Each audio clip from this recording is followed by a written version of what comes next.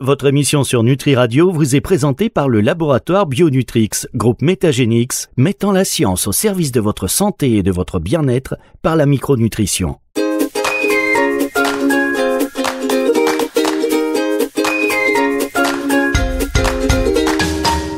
Bonjour à tous, soyez les bienvenus sur NutriCast, première plateforme audio consacrée à la phytothérapie et à la micronutrition, que vous retrouvez aussi, vous le savez, sur Nutri Radio, la première radio française consacrée à la nutrition, la nutraceutique. On parle de santé, en sachant qu'on me dit souvent Nutri Radio, mais la nutrition, c'est pas que l'alimentation. Voilà, on a une vision très 360, une bonne conversation comme on va l'avoir dans un instant. C'est de la nutrition pour le corps, pour les neurones. Et puis, chers auditeurs, vous allez, je peux vous le dire, vous régaler parce que on a le plaisir de recevoir le cardiologue Pierre Maldinet. Bonjour Pierre.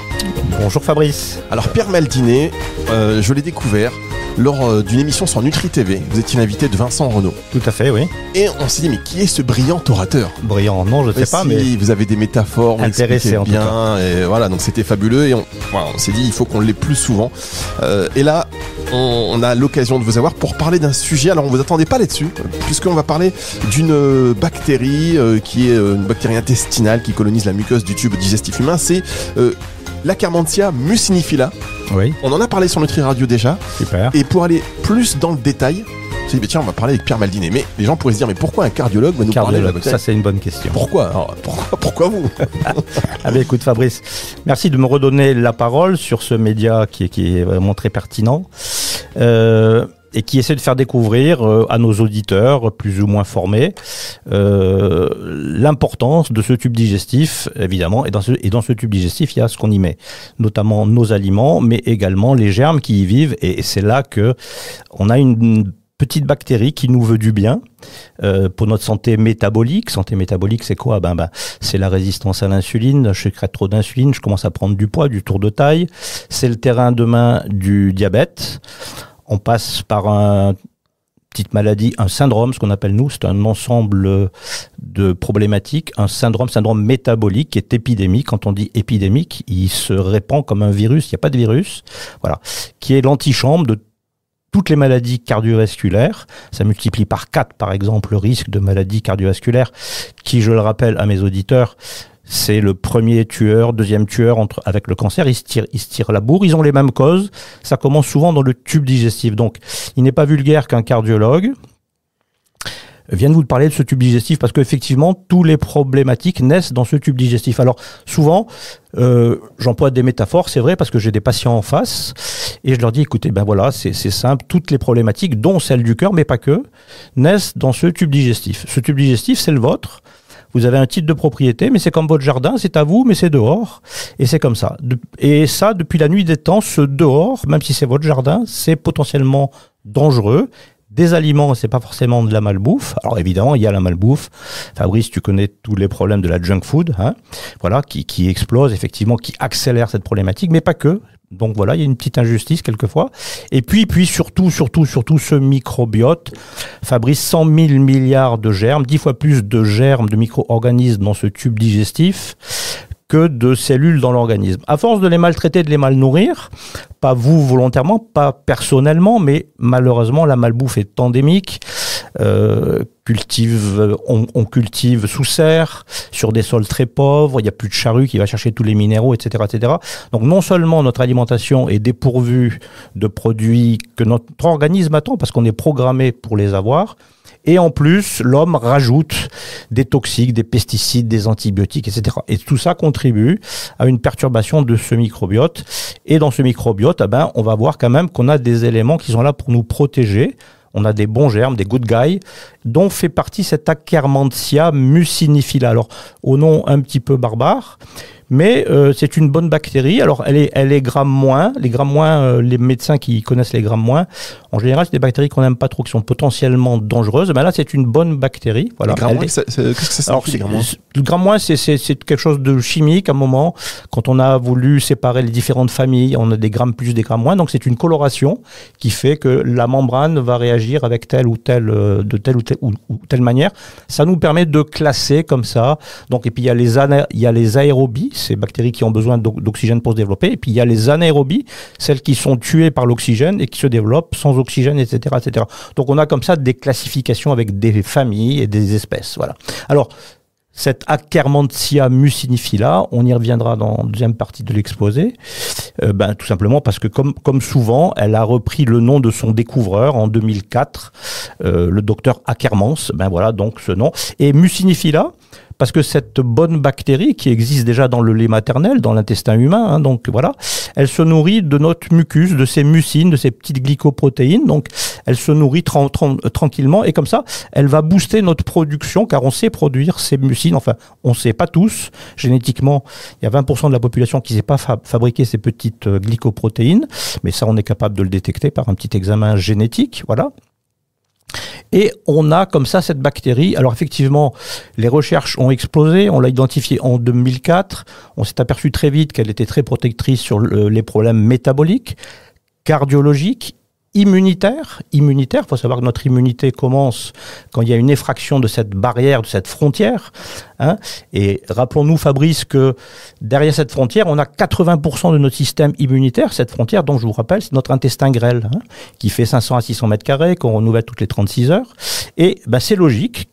On a 80% de notre système immunitaire qui est là pour repérer ce qui rentre chez nous. Et tout ce qui est considéré comme pas nous, c'est potentiellement un ennemi. Et notre système immunitaire est programmé depuis la nuit des temps, ça a commencé dans l'école du thymus, à aller éliminer proprement, pas de façon explosive si c'est possible, c'est pas toujours le cas malheureusement, ce qu'on reconnaît comme un étranger. Alors, ce système immunitaire, à un moment, 80%, si votre frontière intestinale, et le mot frontière veut dire ce qu'il veut dire, c'est un lieu de passage de ce qui doit rentrer chez nous, et Fabrice, ça ce sont ces aliments qui doivent être bien découpés, qui ont perdu leur identité d'étranger, l'identité dite antigénique. Voilà, ce petit collier de perles qu'on transforme en petites perles qui peuvent rentrer. Et puis, il y a certains aliments mal découpés doivent rester dehors, peuvent pas rentrer, ou alors ils sont considérés comme des bactéries et on est obligé de les attaquer. Et puis, carrément, il y a les vrais méchants, les bactéries, les champignons qui veulent rentrer, etc., etc. Donc, on a cette frontière et qui est le carrefour de notre destin, puisque cette frontière, si elle est poreuse, Fabrice, comme toute frontière poreuse, ça rentre et votre système immunitaire est obligé, Fabrice, par un mécanisme qu'il faut respecter qui s'appelle l'inflammation. Donc l'inflammation a mauvaise presse, mais en fait elle a mauvaise presse quand elle est excessive. Et de défense, normal on rentre chez vous Fabrice, c'est interdit, pas autorisé. Alors on a une petite tolérance immunitaire, notre organisme dans sa grande sagesse tolère la pénétration d'étrangers, mais une fois qu'il y a des flux un peu réguliers et continus, il se dit, bon les enfants, on est attaqué, ça va pas, il va falloir se battre par quoi ? Par notre système de défense qui s'appelle l'inflammation, mais qui doit être proportionné à l'attaque. Et dans nos membranes, on a un équilibre entre une grenade, les oméga-6, largement fournis par l'industrie, tournesol, arachides, maïs, tous ces animaux qui sont nourris en batterie sont supplémentés par des tourteaux de maïs. Le maïs, c'est son rôle, c'est un oméga-6, il est explosif, c'est une graisse explosive. Et puis normalement, on doit être à l'équilibre, ce qui est rarement le cas, avec une défense non explosive, un oméga-3, que j'appelle une balle. Donc c'est une défense quand même, voilà. Donc normalement, on doit être à l'équilibre, une grenade, une balle dans nos membranes. Ce qui est actuellement, statistiquement, on est à plutôt 20 grenades, 20 oméga-6 pour un oméga-3, 20 grenades pour une balle. Donc notre système, quand il déclenche parce qu'on rentre chez vous, vous êtes obligé de tirer. Alors vous mettez la main dans la cartouchière. C'est marrant parce que si on fait un petit... ceux qui écoutent à un instant, ils disent mais quoi parle-t-il ? Dans un contexte politique très particulier. Tendu, voilà, c'est vrai. Tendu. Alors, dites-moi, juste, on va marquer une toute petite... Je vous ai dit que cet homme était passionnant. On boit ses paroles et je suis sûr que, chers auditeurs, vous passez un bon moment. On va revenir effectivement sur les bénéfices de cette bactérie, l'Akkermansia mucinifila, dans un instant. Juste, avant de faire une petite pause, le maïs, c'est explosif ? C'est une graisse qui est inflammatoire, voilà. Et l'inflammation, encore une fois, c'est une défense. Donc, mais c'est une défense un peu high, voilà. Les oméga-3, c'est une défense, mais non explosive, voilà. Donc, c'est inflammatoire, pro-inflammatoire, voilà. Donc, c'est l'excès qui pose problème. C'est très intéressant. Il nous faut des grenades, mais il nous faut des balles. Et ça doit être à l'équilibre pour que notre organisme ait le choix. Quand je suis attaqué par une horde de bactéries ou de champignons méchants, car il y en a des bons, il me faut une grenade, donc je la cherche. Mais alors là, les grenades fabriques, on n'en mange pas, c'est les oméga 6, c'est fourni par l'industrie. Les degrés de péremption sont plus longs que les oméga 3, qui sont des graisses fragiles, donc on n'en manque pas. Ce dont on manque, parce qu'on n'en consomme pas vraiment, les thérapeutes, les médecins ne le disent pas forcément, c'est les petits poissons gras, c'est la sardine, le hareng, le maquereau, le saumon, le flétan, voilà. Et puis il y a le végétal, l'huile de lin, l'huile de noix. Les noix de Grenoble, par exemple, sont des bons apports en oméga 3. Voilà. Donc il faut qu'on soit à cet équilibre, on est programmé comme ça. Bien, cette émission n'est pas sponsorisée par Dassault. Évidemment, on parle de grenades, mais ce sont des métaphores qui sont compréhensibles par tous, qui sont impactantes. On revient dans un tout petit instant pour la suite de cette émission sur Nutri Radio et également sur NutriCast. Besoin d'un soutien naturel pour votre bien-être intestinal? Essayez The Akkermansia Company Confort Intestinal avec gestion du stress. Seul complément alimentaire à base d'Akkermansia Mucinifila pasteurisée, une bactérie dont l'efficacité a été étudiée scientifiquement. Une formule unique pour une prise en charge complète avec seulement un comprimé par jour. Bénéficiez d'un confort intestinal optimal et gérez votre stress avec Bionutrix, l'excellence scientifique au service de votre santé. Commandez maintenant sur www.bionutrix.fr. Pour votre santé, bougez plus.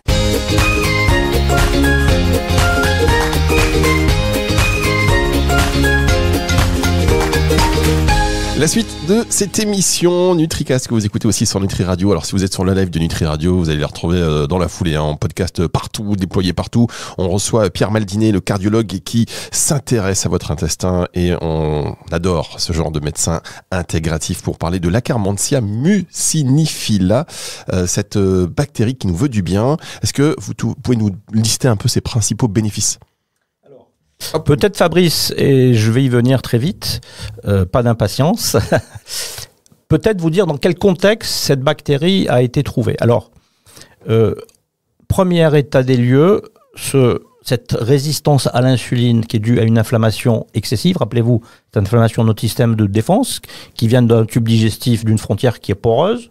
On rentre chez vous, on vous agresse, vous êtes obligé de vous défendre, d'accord ? Donc à un moment, il va falloir quand même qu'on traite ce point-là crucial. Mais bon, c'est mondial, c'est épidémique. Donc cette résistance à l'insuline, avec cet excès d'insuline pour dire la même chose, c'est cette insuline qui nous a sauvés quand on était chasseurs-cueilleurs, parce que pour faire des réserves, maintenant, elle est en train de nous tuer parce qu'elle est sécrétée en permanence et en excès.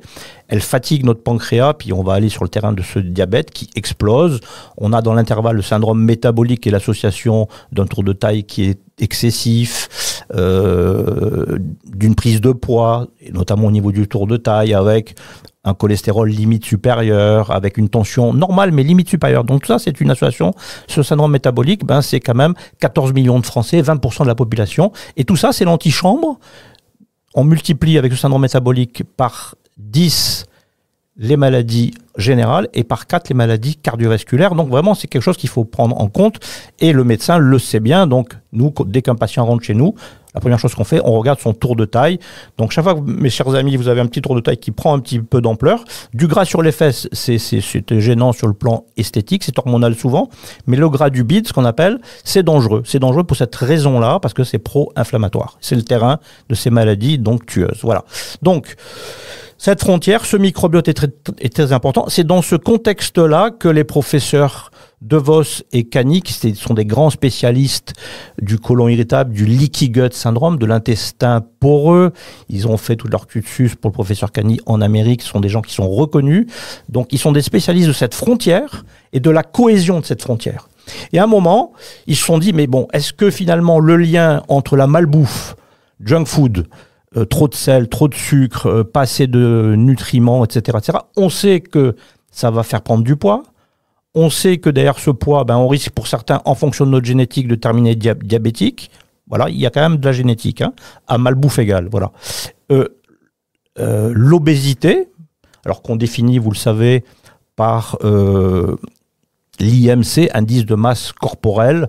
Voilà, donc bon, c'est un petit peu technique, et on a comme ça. Bon, donc, et on sait qu'en France, par exemple, pratiquement pas loin de 50% de la population est en surpoids. Dans ces 50%-là, il y en a près de 17-18% qui sont obèses. Alors quand on est obèse, on commence à être avec une problématique de santé, d'accord ? Et une vingtaine de pourcents, on développe ce syndrome métabolique qui est l'association de plusieurs petites choses, qui est l'antichambre de maladies très sérieuses comme le cardiovasculaire. Alors tout ça coûte 1 tonne à la sécurité sociale et puis pénalise effectivement et blesse ces gens-là. D'accord ? On a peur là maintenant, Pierre. Donnez-nous je suis sûr que parce que quand vous nous sensibilisez comme ça, c'est vrai que ça nous laisse pas indifférents. Mais là, on se dit des solutions. Ce qui sous-entend que la Akkermansia est une des solutions. Est quelque chose qui peut agir en prévention notamment peut-être. Tout à fait. Préventif, c'est effectivement la meilleure des médecines, d'accord ?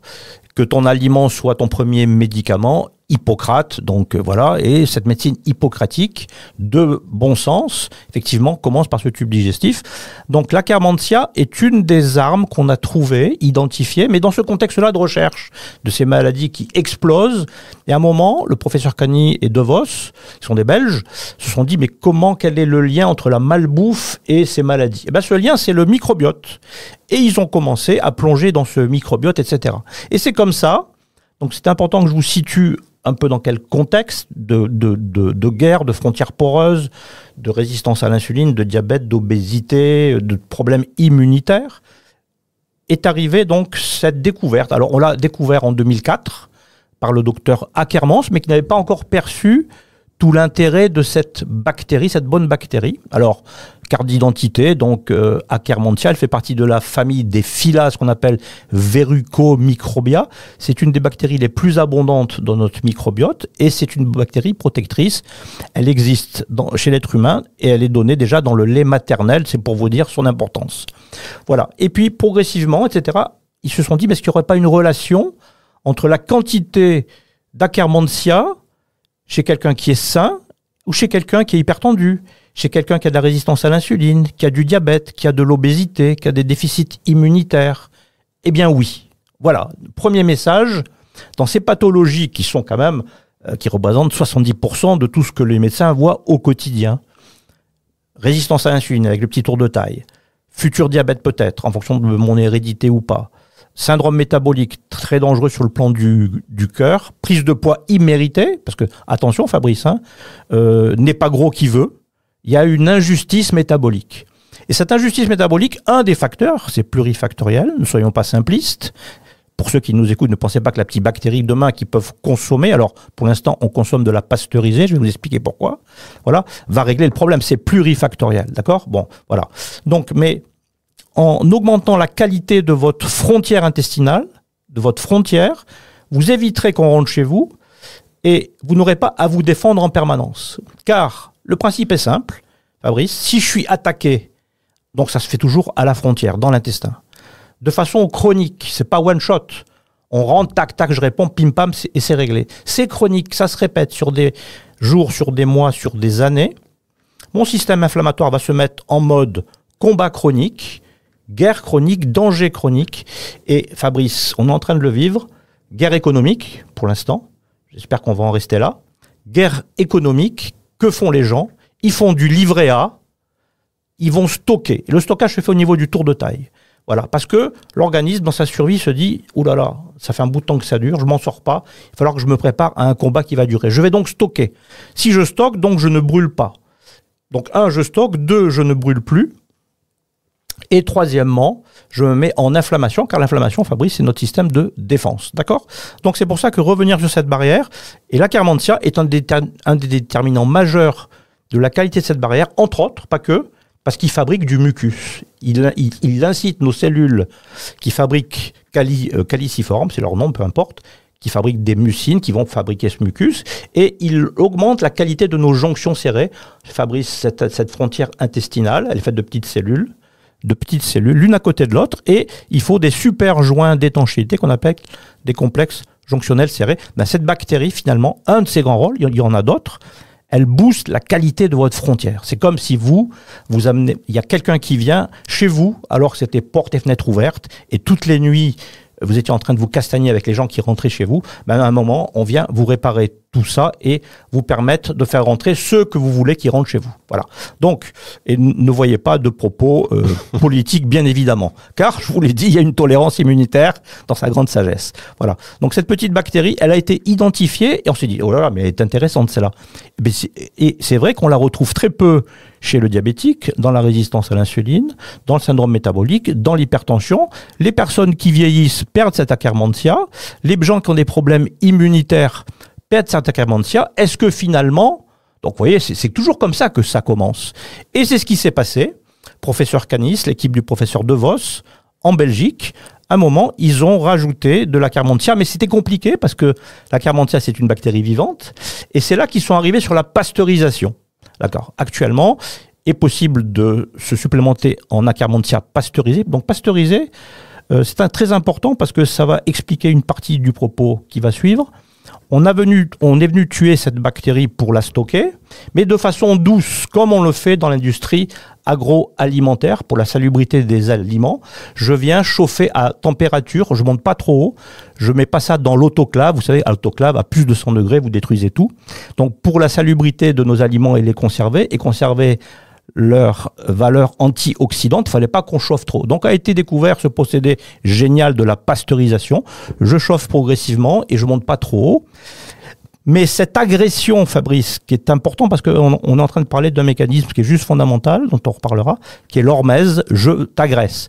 Mais je t'agresse insuffisamment pour te tuer, suffisamment pour que tu aies le temps de t'adapter. Donc c'est une agression pas permanente, parce que quand même on a des limites, mais cette hormèse, ce temps qu'on laisse à la bactérie, on lui a laissé du temps à cette Akkermansia, qui est agressée par la chaleur, de créer d'autres défenses. Et c'est comme ça, par le pur hasard de la recherche, à un moment qu'on s'est dit, mais dites-moi, cet Akkermansia pasteurisé semble plus performant pour faire de la barrière, pour baisser ma résistance à l'insuline, pour faire maigrir, que mon Akkermansia vivant. Ça, c'était surprenant. Et ça, c'est pas le hasard. Alors, on a essayé de comprendre, puis on s'est dit, ben voilà, c'est l'hormésis. L'hormésis, c'est je t'agresse, ton organisme, donc bactérien aussi, pas que, c'est pas que les cellules humaines, est capable de sélectionner les bons des mauvais. Les bons, il va se les garder, il va en faire toute une lignée. Les mauvais, il va s'en débarrasser très très promptement. C'est comme ça que cet Akkermansia pasteurisé, qui est disponible dans le commerce, donc, on ne donnera pas de nom bien évidemment, mais il se trouve qu'il est plus efficace que l'Akkermansia vivant, qui est un probiotique. Si on veut être un petit peu précis, Fabrice, un probiotique, c'est un organisme vivant. Oui, et c'est justement quand on dit que c'est plus efficace pasteurisé que vivant, alors que pendant des années on s'est dit les probiotiques c'est vivant que ça fonctionne. Tout à fait, tout à fait. Alors maintenant, si on détruisait tous nos probiotiques de façon par pasteurisation, on aurait peut-être, Fabrice, écoute, je peux pas te répondre, c'est une bonne remarque. En tout cas pour celle-ci, le hasard, parce qu'il a fallu qu'on la conditionne, etc., pour pouvoir, il a fallu qu'on la pasteurise, voilà. Et ça s'est fait comme ça. Et on a un peu ce que les gens connaissent sous la forme d'ultralevure, c'est un générique, c'est un champignon ami que les médecins donnent souvent quand ils donnent des antibiotiques. Ils se sont dit, tiens, on m'a dit quand même que l'ultralevure, c'est bien. Mais l'ultralevure, c'est un champignon, c'est du Saccharomyces boulardii, qui est un champignon ami, mais mort. Même mort, il a un peu comme l'Akkermansia des effets très très intéressants. Voilà. D'accord ? Donc, alors après, tout ça se montre, s'objective. Donc, je peux pas te dire actuellement tous les probiotiques qui sont commercialisés, et il y en a certains pour le poids, le Gasseri, le Rhamnosus, etc. Si on les tuait, ils seraient plus efficaces, je peux pas te le dire. Il faudra qu'on l'objective. Mais en tout cas, cette Akkermansia, pour des raisons pratiques, elles sont passées par une pasteurisation. Et là, on a découvert que c'était plus efficace. Et alors, on a fait ça chez des petites souris, d'accord ? On les a nourries avec un régime riche en gras, fat diet, d'accord ? Et on s'est aperçu que grâce à cette Akkermansia pasteurisée, on avait moins de prise de poids dans les deux groupes de petites souris, moins de masse grasse, moins de résistance à l'insuline, moins d'inflammation. Donc toute cette cascade santé était favorisée alors qu'on venait provoquer chez cette petite souris qui demandait rien, mais bon, on lui a dit, voilà, tu vas manger gras pendant un certain temps. Normalement, ça entraîne chez le sujet témoin prise de gras, prise d'inflammation, risque de diabète, etc. Là, on avait réduit tout ça, parce qu'on s'est aperçu qu'entre autres, cette bonne bactérie te permettait d'excréter les carbohydrates. Les carbohydrates, Fabrice, sont les sucres. Et grâce à cette petite bactérie, tu retrouves plus dans les selles de ces petites souris, plus de sucre que ne le voudrait cette absorption. Donc, en fait, elle ne bloque pas le gras, puisque je t'ai rappelé, c'était un régime riche en graisse, mais donc, elle permet d'éliminer un peu ce sucre, et ça a permis, comme ça, d'avoir un gain de poids, etc., etc. Voilà. Donc ça, c'était expérimental. Et puis après, il a fallu qu'on passe, Fabrice, à la phase clinique humaine. Et il y a eu les premières études. Alors, 2014, première étude publiée en 2019 dans Nature, qui est une superbe revue, c'est une revue d'excellence, où on a montré dans l'étude Microbe 4 for you, 4U, voilà, for you, c'était un petit jeu de mots, for you, et on a pris 2 groupes de gens, voilà, et on les a nourris avec des régimes riches en graisse, et un groupe était sous Akkermansia, etc.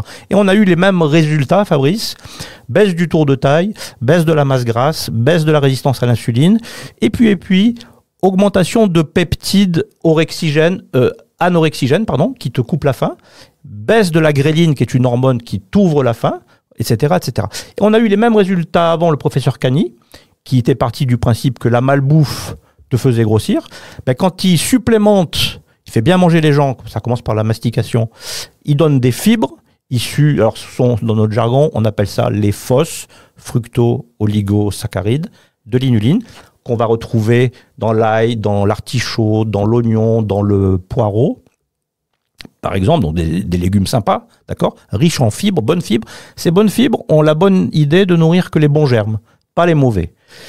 Ben, il s'est aperçu qu'avec un régime que tu changeais, ben, tu boostais certaines bifidobactéries, d'accord. Ces bifidos te fabriquaient des joints d'étanchéité pour ta frontière, donc renforcer cette frontière. Du même coup, de façon surprenante, t'augmenter ces peptides qui te coupent la faim, le GLP1, GLP2, te baisser l'hormone qui te donne envie de manger, la gréline, d'accord. Et puis par cascade, te baisse ta résistance à l'insuline, te baisse ton stockage, te baisse ta stéatose. Stéatose, foie gras. Foie gras, c'est épidémique. Moi, cardiologue, je regarde mon cœur par voie sous-costale au niveau de l'appendice xiphoïde. Quand mon capteur regarde mon cœur, à un moment, je tourne vers la gauche, vers l'épaule droite, et je vois le foie. Et souvent, il est enflammé, il est tendu, il est très très brillant. Ça s'appelle la stéatose. Très compliqué. Beaucoup de radiologues vont dire à leurs patients, vous avez une stéatose non alcoolique, il y a la stéatose alcoolique, qui explose, qui est épidémique, qui veut dire, Fabrice, que demain, parce que ça commence très jeune, la stéatose. J'ai des stéatoses chez des jeunes enfants. Stéatose, après le chemin pathologique, c'est fibrose, cirrhose, pour certains, cancer du foie. Alors qu'est-ce qu'on peut faire ? Entre autres, vous avez cet Akkermansia. Alors, cet Akkermansia vivant, on peut le booster par ces fructo-oligosaccharides. Là, on parle de prévention, chers auditeurs. Bien sûr. Pour pas en arriver là. Tout à fait, oui, non, mais c'est tout à fait possible. C'est ça qui est important. Alors que vous verrez dans la médecine allopathique actuellement, stéatose, alors ils sont en train de chercher dans tous les labos du monde des médocs sur lesquels il y a un brevet pour dire comment je peux bloquer cette stéatose. Bon, pour l'instant, il y a des tentatives et pourquoi pas.